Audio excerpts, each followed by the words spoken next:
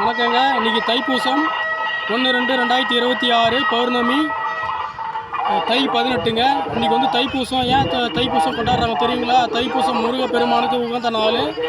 முருகப்பெருமான் இன்று சூரபத்மனை வதம் செய்வதற்காக பௌர்ணமி, தை பௌர்ணமி, பூச நட்சத்திரம் இரண்டும் ஒன்றாக இணையக்கூடிய நாளில் தன் தாயிடம் அந்த சூரனை வதம் செய்வதற்காக மாமன்னர் முருகப்பெருமான் அந்நாளில் தன் தாயிடம் வரம் வேண்டி வேல் வேண்டி அழிப்பதற்காக நாளில் வந்து அவர் வரம் பெற்றக்கூடிய நாளையே இன்றைக்கு நம்ம தைப்பூசமாக கொண்டாடுகிறோம். இந்நாளில் மக்கள் அனைவரும் ஜாதி மதம் பேதமின்றி இந்நாளில் முருகப்பெருமானை வழிபட்டு தரிசிக்கும் போது நமக்கு வரக்கூடிய எதிர்வினை மற்றும் துரோகிகளை அழிக்கக்கூடிய ஒரு நன்னாளாக விளங்குகிறது.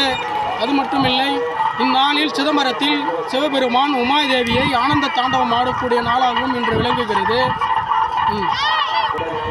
இந்நாளிலே வள்ளியம்மாளை கரம் பிடித்த நாளாகவும் கருதப்படுகிறது. சூரனை வதம் செய்து வள்ளியம்மாளை கரம் பிடித்த நாளாகவும் கருதப்படுகிறது.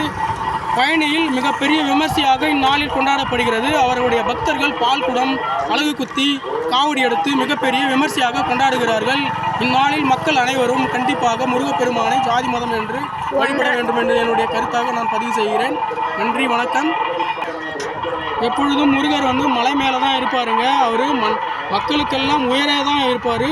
ஆல்மோஸ்ட் இருக்கிற 195 கண்ட்ரியில் வந்து பார்த்தீங்கன்னா ஒரு 70-80 கண்ட்ரியில் வந்து முருகருக்கான வழிபாடு இருக்கும். ஏன்னா அவர் மிகப்பெரிய மாமன்னர். அவருடைய வரலாறு வந்து 5000 10,000 எத்தனை ஆண்டுகளாக தெரியாது. எப்பொழுதும் அவருக்கான ஒரு மக்கள் வழிபடக்கூட அவர் ஒரு மன்னராகவே வாழ்ந்திருக்கிறாரு. நன்றி, வணக்கம்.